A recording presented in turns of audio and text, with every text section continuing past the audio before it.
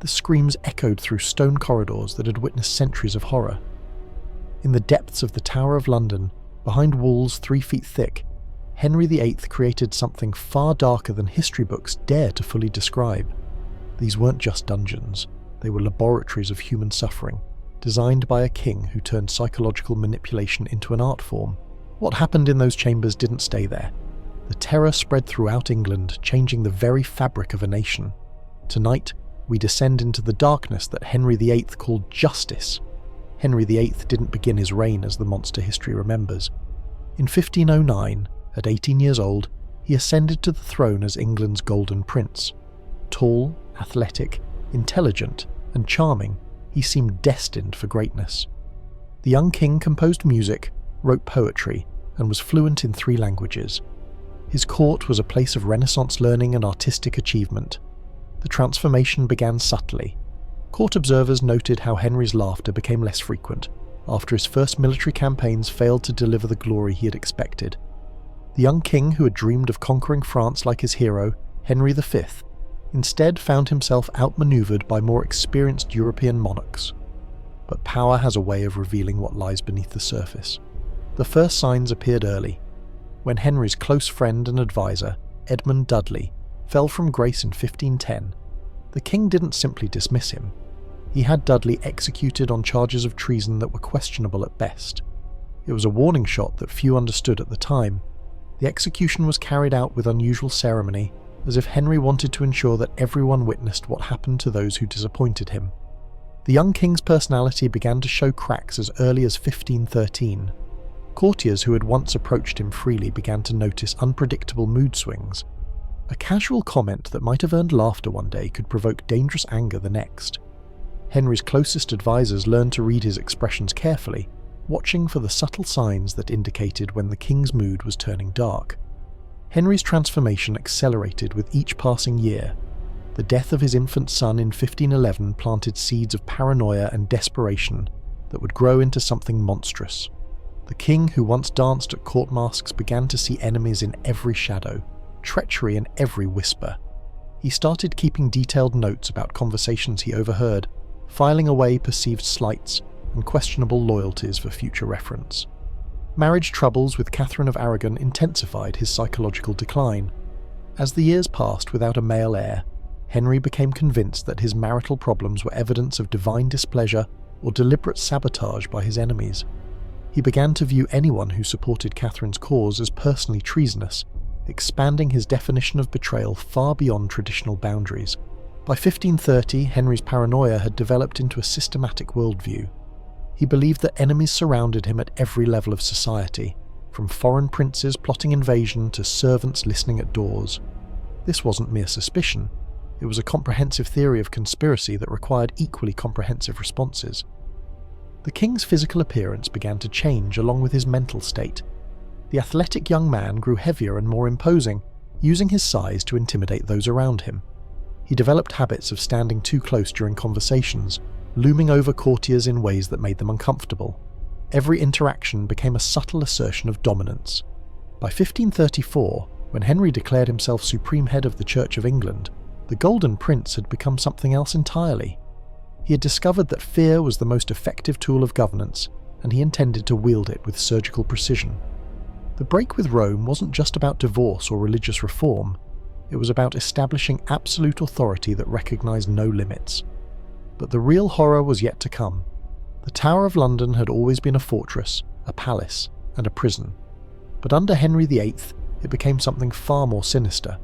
The king poured enormous resources into expanding and perfecting its capacity for interrogation and punishment. What had once been a medieval castle became a modern facility for systematic oppression. Henry's renovations began in earnest around 1532, as his break with Rome created new categories of enemies requiring new methods of control. The king personally inspected the tower's existing facilities and found them inadequate for his purposes. Medieval dungeons were crude and ineffective. They could hold prisoners and inflict suffering, but they weren't designed for the sophisticated psychological warfare that Henry had in mind. In the basement levels of the White Tower, Henry's engineers carved out new chambers specifically designed for extracting confessions. These weren't crude medieval dungeons. They were carefully planned spaces where every element served the purpose of breaking the human spirit. The king consulted with experts from across Europe, studying the most effective interrogation techniques used by the Spanish Inquisition and other organizations. The most infamous was the torture chamber in the basement of the White Tower. Here, in a room that measured 30 feet by 20 feet, Henry's interrogators perfected techniques that combined physical agony with psychological terror. The stone walls were fitted with iron rings and chains, but more importantly, they were positioned to amplify sound. Every scream, every plea, every broken sob would echo and multiply, creating a symphony of suffering that could be heard throughout the lower levels. The chamber featured a series of graduated steps leading down to the main floor, where the serious work took place. This wasn't accidental. Prisoners would be forced to walk down those steps, each one taking them further from hope, deeper into despair. The psychological impact was immediate and devastating. Many prisoners reported later that the descent into the chamber was almost as terrifying as what happened once they reached the bottom. Windows were positioned high on the walls, letting in just enough light to see the instruments, but never enough to feel warmth or comfort. The dampness was constant, seeping into bones and souls alike. Henry's architects had studied how environmental factors could enhance psychological pressure, and every detail of the chamber's design reflected this understanding. Adjacent rooms served specialized purposes. One chamber was used for preliminary questioning, designed to appear less threatening while still maintaining an atmosphere of menace. Another room was equipped for medical attention, allowing interrogators to keep prisoners alive and conscious throughout extended sessions. A third chamber served as a recovery area, where prisoners could be held between sessions while contemplating what awaited them. The tower's kitchens were expanded to provide food for increased numbers of prisoners and guards, but the meals served to those awaiting interrogation were carefully controlled. Portions were calculated to maintain health while avoiding comfort, contributing to the overall atmosphere of uncertainty and deprivation. Storage areas were constructed to house the growing collection of specialized equipment. These weren't random accumulations of torture devices, but carefully maintained inventories of precision instruments, each designed for specific purposes and regularly inspected for effectiveness. Administrative offices near the torture chambers housed the clerks and officials who documented every aspect of the interrogation process. These rooms contained files on every prisoner, detailed records of questioning sessions, and correspondence with other government agencies involved in the broader system of surveillance and control. The devices found in Henry's torture chambers weren't random implements of cruelty.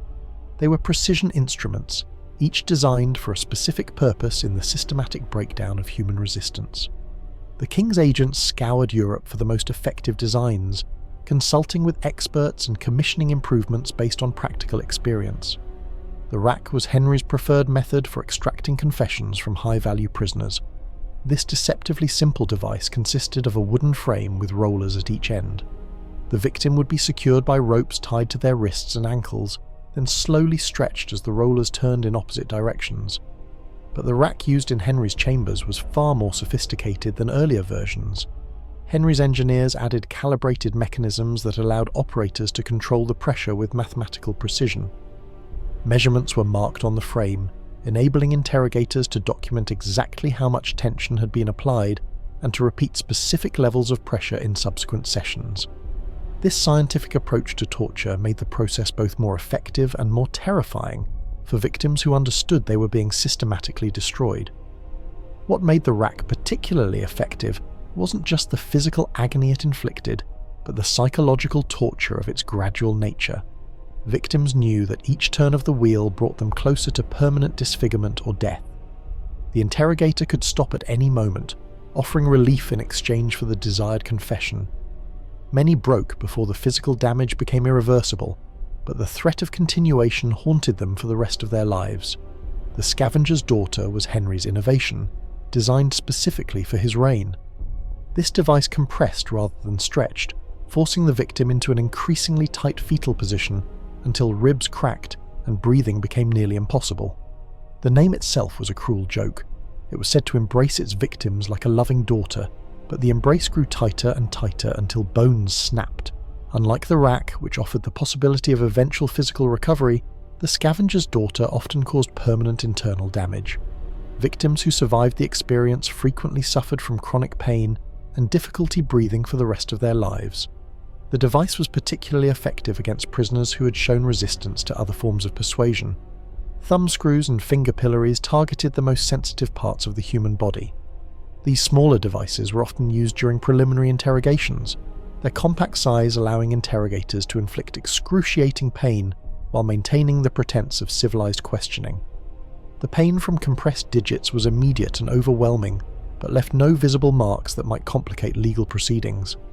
The Duke of Exeter's daughter, another name for an improved version of the rack, incorporated additional features designed to maximize psychological impact. This device included mirrors positioned so that victims could watch their own bodies being stretched, adding visual horror to physical agony.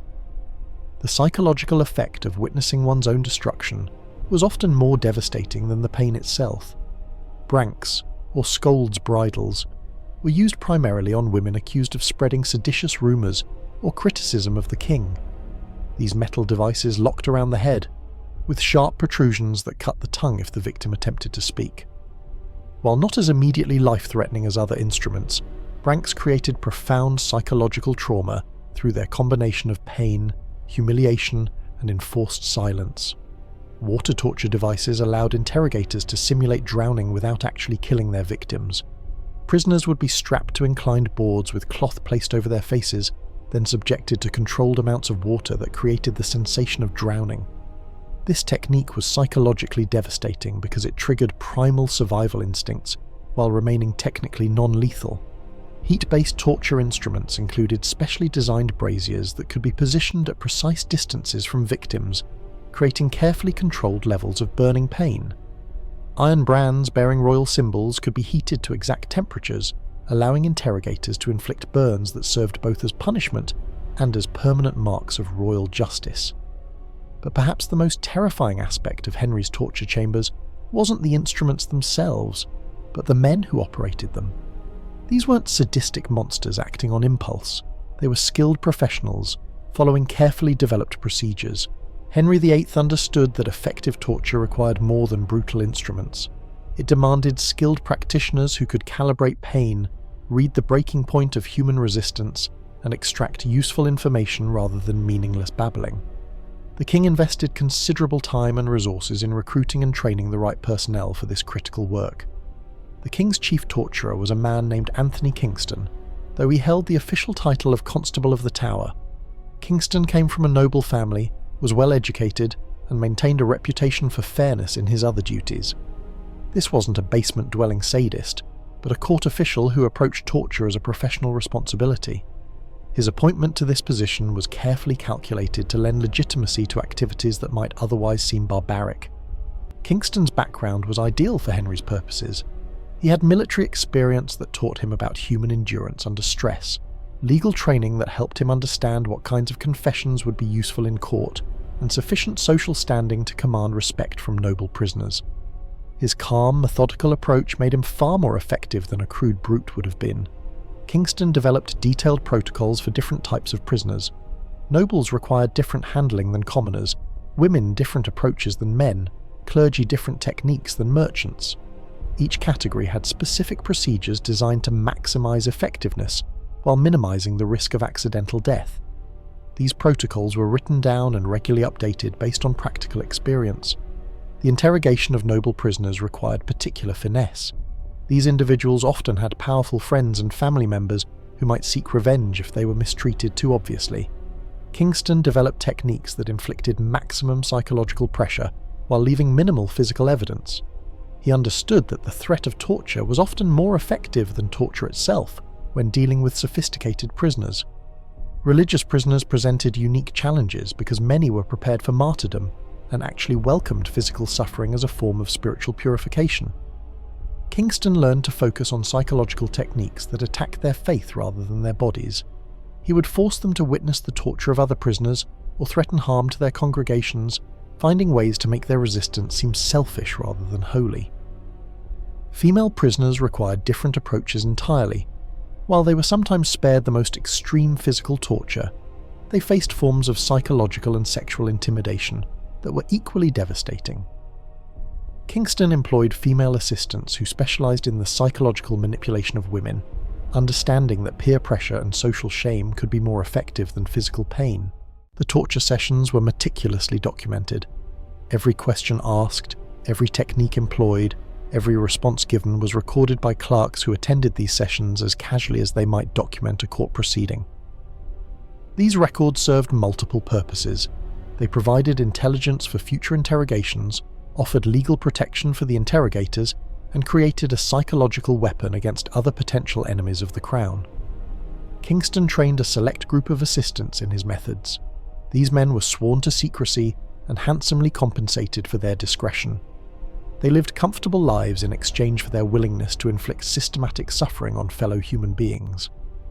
The king understood that effective torturers needed to be well paid and well protected, or they might be tempted to sell their services to his enemies. The training process for new torturers was extensive and systematic. Recruits began by observing sessions, learning to read the signs of physical and psychological breakdown. They practiced on condemned criminals before being allowed to work on important political prisoners. The most promising students were sent to other countries to study advanced techniques used by foreign intelligence services. Medical personnel were integrated into the torture process, their role being to keep prisoners alive and conscious throughout extended interrogation sessions. These doctors and surgeons were sworn to the same secrecy as the torturers themselves, and their medical knowledge was used to enhance rather than alleviate suffering. The normalization of this process was perhaps its most chilling aspect. Torture became routine administrative procedure, as regulated and predictable as collecting taxes or holding court sessions.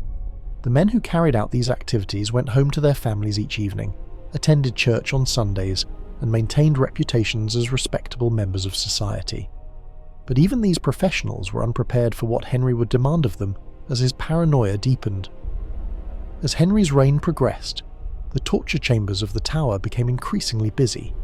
What had begun as occasional interrogations of serious criminals evolved into a systematic campaign of terror against anyone who might threaten the king's authority. The machinery of oppression expanded and refined itself, becoming more efficient and more comprehensive with each passing year. The Pilgrimage of Grace in 1536 marked a turning point. This massive uprising in northern England challenged Henry's religious reforms and directly threatened his power. The rebellion involved tens of thousands of participants from every level of society, from wealthy landowners to poor farmers. Henry's response was swift and merciless. Hundreds of suspected participants were brought to the Tower for questioning, overwhelming the existing capacity of the torture chambers. The king ordered immediate expansion of the facilities. New chambers were hastily constructed, existing rooms were subdivided to handle more prisoners simultaneously, and additional personnel were recruited and trained. The Tower became a factory of interrogation, processing suspects with industrial efficiency. Kingston and his assistants worked in shifts, processing prisoner after prisoner through their carefully designed procedures. The goal wasn't just to extract information about the rebellion, but to create such terror that no one would dare challenge the king again. Each broken prisoner became a living advertisement for the consequences of resistance. The interrogation process during this period became more sophisticated and systematic. Prisoners were categorized by their perceived importance and potential knowledge. High-value suspects received personal attention from Kingston himself, while lesser prisoners were handled by his trained assistants. An elaborate system of cross-referencing allowed interrogators to verify information provided by different prisoners and identify inconsistencies that might indicate deception. Women were not exempt from Henry's justice. Anne Askew, a Protestant reformer, was subjected to the rack despite laws that technically protected women of a noble birth from torture. When she refused to implicate other reformers in supposed plots against the crown, the sessions continued until her body was so broken that she had to be carried to her execution. Her torture was particularly brutal because Henry suspected she had information about his wife Catherine Parr's religious activities. Religious figures faced particular brutality during this period. The king seemed to take personal satisfaction in breaking those who claimed to serve a higher authority than the crown. Monks, priests, and religious scholars were subjected to techniques specifically designed to force them to renounce their vows and acknowledge Henry as the supreme spiritual authority. The psychological warfare was as important as the physical torture. Henry wanted to demonstrate that no institution could protect anyone from royal wrath.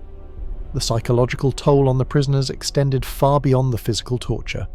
Many were kept in solitary confinement for months before their interrogations began, allowing fear and uncertainty to do much of the work before the torturers even began their activities. This preliminary psychological softening made the actual interrogation process much more effective. Families of prisoners were often threatened or arrested themselves, creating additional pressure on the primary targets. Henry understood that most people could endure personal suffering more easily than they could watch their loved ones suffer. The threat of harm to spouses, children, or parents often proved more effective than any physical torture. The efficiency of this system created an atmosphere of terror that permeated every level of English society. Word of what happened in the tower's depths spread throughout the kingdom, growing more frightening with each retelling. The king made no effort to suppress these stories because they served his purposes perfectly. The tower's torture chambers claimed victims whose names are still remembered centuries later, each case demonstrating different aspects of Henry's systematic cruelty. These high-profile prisoners served as examples to the broader population, their suffering amplified by their fame and social position. Sir Thomas More, Henry's former Lord Chancellor and trusted friend, spent 15 months in the Tower before his execution in 1535. While More wasn't physically tortured, his imprisonment was carefully designed psychological torment. He was isolated from his family, denied writing materials, and subjected to constant pressure to acknowledge Henry's supremacy over the church. The king's betrayal of their friendship was perhaps more devastating than any physical torture could have been. More's treatment was particularly calculated because of his international reputation as a scholar and humanist. Henry knew that the world was watching how England's most famous intellectual was being treated. The psychological pressure applied to More was designed to be subtle enough to avoid international condemnation, while being severe enough to break his resistance. The former Chancellor was visited regularly by Henry's agents, who offered him increasingly attractive terms for his compliance. They reminded him of his family's dependence on him, described the comfortable life he could return to, and painted vivid pictures of the horrible death that awaited him if he continued his resistance. When persuasion failed, they described in detail what had happened to other prisoners who had refused to cooperate. John Fisher, Bishop of Rochester, endured similar psychological warfare. The elderly bishop was kept in conditions that slowly destroyed his health, while interrogators repeatedly offered him freedom in exchange for accepting Henry's religious authority. Fisher's steadfast refusal led to increasingly harsh treatment until his death sentence became inevitable. Fisher's case was particularly significant because he was a respected religious leader with international connections. His treatment sent a clear message that Henry's authority recognized no traditional boundaries or privileges. Even bishops could be destroyed if they opposed the king's will. Thomas Cromwell, Henry's chief minister and architect of many of the king's policies, experienced the full horror of the system he had helped create. When Cromwell fell from favour in 1540, he was subjected to the same brutal interrogation techniques he had authorised for others. The irony wasn't lost on anyone in the Tower, as the man who had sent so many to the torture chambers found himself strapped to the rack. Cromwell's interrogation was particularly vicious because Henry suspected him of treason in arranging the disastrous marriage to Anne of Cleves. The king's former right-hand man was subjected to techniques that he had personally approved for use on other prisoners. His detailed knowledge of the torture procedures made his own suffering even more psychologically devastating. Catherine Howard, Henry's fifth wife, faced a different kind of terror. At barely 20 years old, she was subjected to relentless questioning about her past relationships and alleged adultery. The psychological pressure was so intense that witnesses reported her screaming fits and periods of complete mental breakdown. Her youth and inexperience made her particularly vulnerable to the sophisticated psychological techniques employed by her interrogators. The Queen's treatment included sexual humiliation and threats that were designed to break down her sense of dignity and self-worth.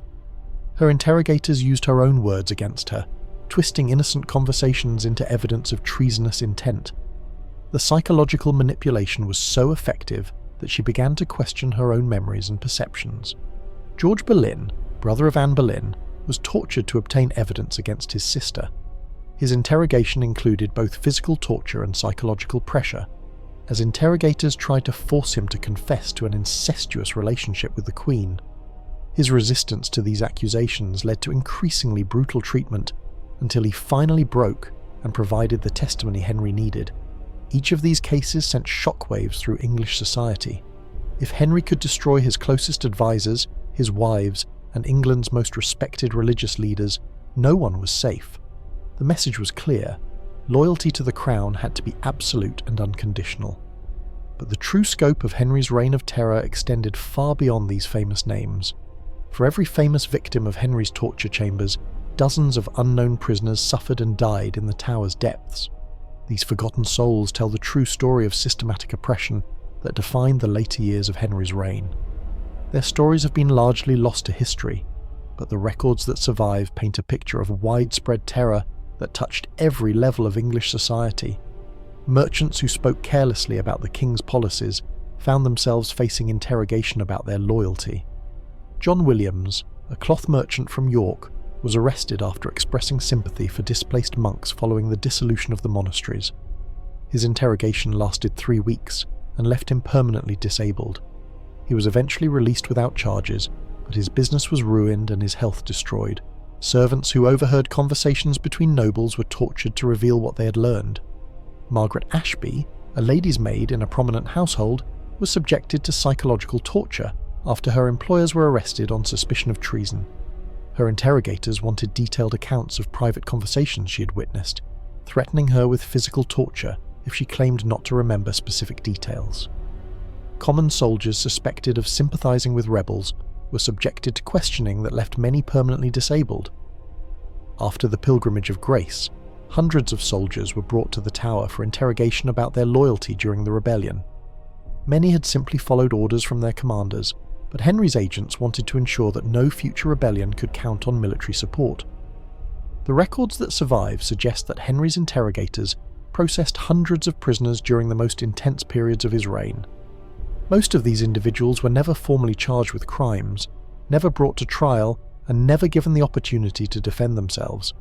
They simply disappeared into the tower's depths and were never seen again. Administrative records from the period show payments for food, medical care, and other expenses related to prisoners who officially didn't exist. These ghost prisoners were held for weeks or months while interrogators tried to extract information or confessions that could be used against other targets. Many died in custody, their deaths recorded only in brief administrative notes. Women faced particular vulnerabilities in this system. While they were sometimes spared the most extreme physical torture, they were subjected to forms of psychological and sexual intimidation that were equally devastating. Interrogators used threats against family members, particularly children, to break resistance. The fear of harm to their loved ones often proved more effective than physical pain. Mary Fletcher, a baker's wife from London, was arrested after being accused of spreading rumours critical of the king's marriage to Anne of Cleves. Her interrogation focused on sexual humiliation and threats to her children rather than physical torture. She was eventually released after providing names of other women who had expressed similar opinions, but her marriage and social relationships were destroyed by the experience. Children were not entirely exempt from Henry's justice. Young people associated with noble families that had fallen from favour were sometimes brought to the tower for questioning. While they were rarely subjected to physical torture, the psychological impact of imprisonment in these terrifying surroundings was profound and lasting. Richard Pole, nephew of the executed Margaret Pole, Countess of Salisbury, was imprisoned at age 12 and subjected to psychological pressure designed to make him renounce his family's claims to royal blood. His treatment included isolation, threats, and constant interrogation about his loyalty to the crown. He remained in the tower for over 2 years before being released as a broken and traumatized young man. The class system provided no real protection. While nobles might receive slightly better treatment than commoners, Henry's paranoia recognized no social boundaries. Wealth, education, and family connections offered little defense against accusations of treason. The king seemed to take particular pleasure in demonstrating that traditional privileges meant nothing when faced with royal displeasure. Foreign merchants and diplomats also found themselves vulnerable to Henry's system of terror. Several Italian bankers were arrested on suspicion of financing opposition to Henry's religious policies. Their interrogations were designed to extract information about international networks that might be supporting domestic opposition to the king's rule. Henry VIII understood something that modern dictators would later perfect. The most effective terror comes not from actual violence, but from the fear of violence. The tower's torture chambers served as much as symbols as they did as functional facilities. The king had discovered that imagination could be more powerful than reality in controlling human behaviour. Stories of what happened in those basement rooms spread throughout London and beyond, growing more terrifying with each telling. The king made no effort to suppress these rumours because they served his purposes perfectly. Every exaggerated account of screams echoing through the tower's corridors made potential enemies think twice about opposing the crown. Henry's agents actually encouraged the spread of these stories, sometimes embellishing them with additional horrific details. They understood that public imagination would create fears far more powerful than any actual torture could produce. The stories became self-reinforcing, with each person who heard them adding their own frightening details before passing them on. The psychological impact extended to Henry's own court. Nobles who had once spoken freely in the king's presence became careful and guarded.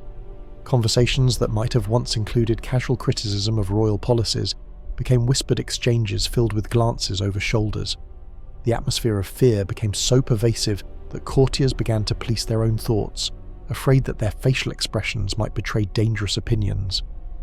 Even Henry's closest advisors lived in constant fear of falling from favour. They had all seen what happened to those who lost the king's trust, and each knew that their current position offered no real security. This created a court culture of extreme deference and constant anxiety that made everyone more malleable to the king's will. Thomas Wriothesley, who served as one of Henry's secretaries, kept detailed personal notes about the king's moods and preferences, studying royal behaviour with the intensity of a scholar examining a dangerous wild animal. He recorded which topics made Henry angry, which courtiers were currently in favour, and which political positions seemed safest to support. The king seemed to feed on this atmosphere of fear. Contemporary accounts describe him as becoming increasingly unpredictable and volatile as his reign progressed. He would fly into rages over minor perceived slights, and his courtiers never knew which comment might trigger a trip to the tower. This unpredictability was itself a form of psychological warfare that kept everyone off balance. Henry developed techniques for manipulating court dynamics that maximised fear and uncertainty.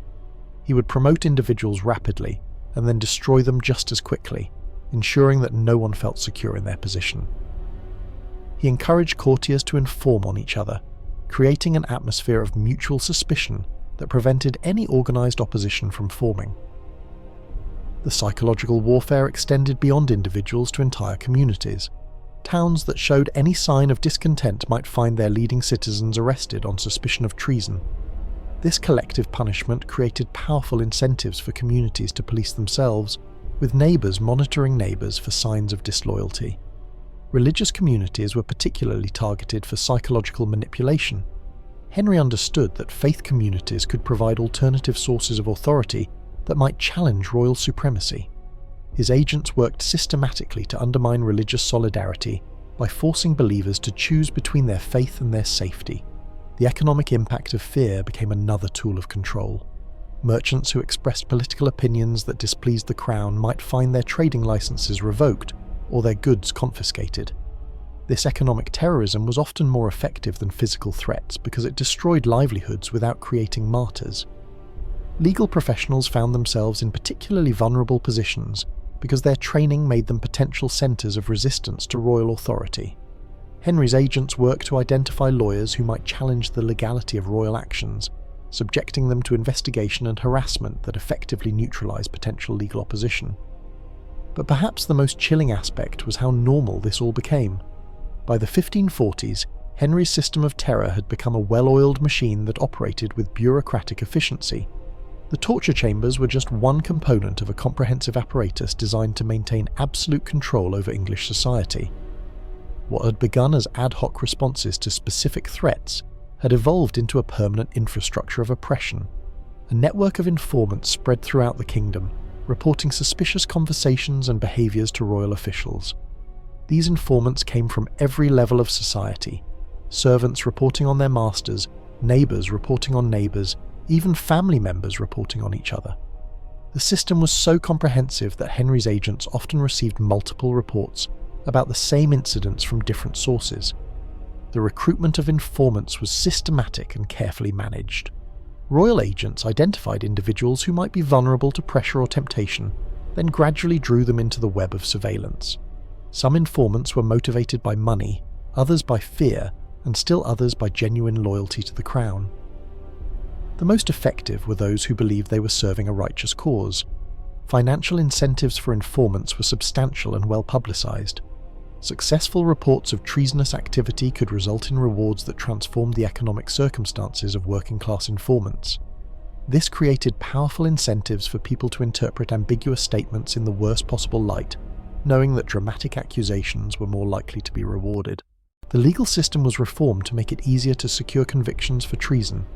The definition of treasonous behaviour was expanded to include almost any criticism of the king or his policies.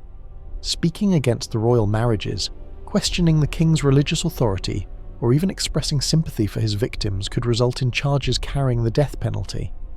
New courts were established specifically to handle treason cases, with judges selected for their loyalty to the crown rather than their legal expertise. These courts operated under procedures that heavily favoured the prosecution, allowing hearsay evidence and coerced confessions while limiting the rights of the accused to mount effective defences. Trials became mere formalities. The real decisions were made in the Tower's interrogation chambers, where confessions were extracted through torture or the threat of torture. By the time prisoners appeared in court, their fate had already been sealed. The public trials served primarily as theatrical displays designed to reinforce the king's authority. The Tower's torture chambers operated alongside a sophisticated propaganda machine that justified the king's actions. Official proclamations portrayed every victim as a dangerous traitor who threatened the safety and security of the realm. The systematic nature of the oppression was presented as necessary protection for loyal subjects. Royal printing presses produced a steady stream of pamphlets and broadsheets explaining why particular individuals had been arrested and executed. These publications used carefully crafted language to make the king's actions seem reasonable and necessary, while painting his victims as dangerous enemies of public order. Religious reformers were particularly effective propagandists, using their pulpits to preach about the divine right of kings and the necessity of absolute obedience to royal authority. The same religious revolution that had begun as a challenge to papal authority became a tool for enforcing royal supremacy. Educational institutions were reformed to ensure that future generations would be properly indoctrinated with appropriate attitudes toward royal authority. University curricula were revised to emphasize the divine nature of kingship and the moral obligation of subjects to obey their sovereign without question. The economic system was also mobilized to support the apparatus of oppression. Taxes were collected to fund the expansion of surveillance and interrogation facilities. Government contracts for construction, equipment and services were awarded to businesses owned by individuals who demonstrated appropriate loyalty to the crown. Professional guilds were required to monitor their members for signs of political unreliability. Guild leaders who failed to report suspicious behaviour among their members could find their entire organisation subject to investigation and punishment. This created additional layers of surveillance that reached into every aspect of economic life. As Henry VIII entered the final decade of his life, the torture chambers of the Tower reached their peak of activity. The aging king's paranoia had grown into something resembling madness, and his need to eliminate perceived threats became increasingly desperate. Physical pain from his deteriorating health seemed to fuel his desire to inflict suffering on others. The king's physical deterioration was dramatic and psychologically significant. Once a towering athlete who had dominated every room he entered, Henry was now obese, frequently ill, and dependent on others for basic mobility. His famous leg wound, possibly caused by a jousting accident, had become infected and never properly healed. The constant pain made him irritable and unpredictable. Contemporary accounts describe a king who was increasingly isolated from reality. Henry spent hours studying reports from his informants, searching for patterns of conspiracy that existed mainly in his own mind. He would suddenly order arrests based on fragments of overheard conversations or perceived insults that others had not even noticed. His sixth wife, Catherine Parr, came dangerously close to joining the ranks of Tower prisoners when she expressed views on religious reform that differed from the king's current position. Only her quick thinking and careful manoeuvring saved her from the fate that had befallen so many others. She was forced to publicly humiliate herself by acknowledging that her opinions were worthless compared to the king's wisdom. Catherine Parr's near arrest demonstrated how precarious everyone's position had become. Even the Queen, protected by marriage and royal status, could find herself facing torture and execution for expressing independent thoughts. Her salvation came only through complete submission. and the calculated flattery of Henry's ego. In his final years, Henry VIII expanded the definition of treason so drastically that owning banned books could lead to imprisonment or torture. Scholars, writers, and printers were targeted, and intellectual life in England was crushed under fear. Public book burnings became common, private libraries were searched, and lists of forbidden texts grew rapidly. Even discussing Henry's declining health was dangerous. Courtiers were arrested for merely acknowledging his mortality. As the king's death neared, paranoia over succession deepened. The remaining Plantagenets, especially Margaret Pole, lived under surveillance. She was imprisoned for years before being executed at nearly 70. In early 1547, torture and arrests continued even as Henry lay dying. His doctors feared failure could be seen as treason, and courtiers remained silent at his bedside, too terrified to speak the truth about his condition. If you enjoyed this dive into dark chapters of history, please consider liking and subscribing to my channel. I'll see you guys in the next one.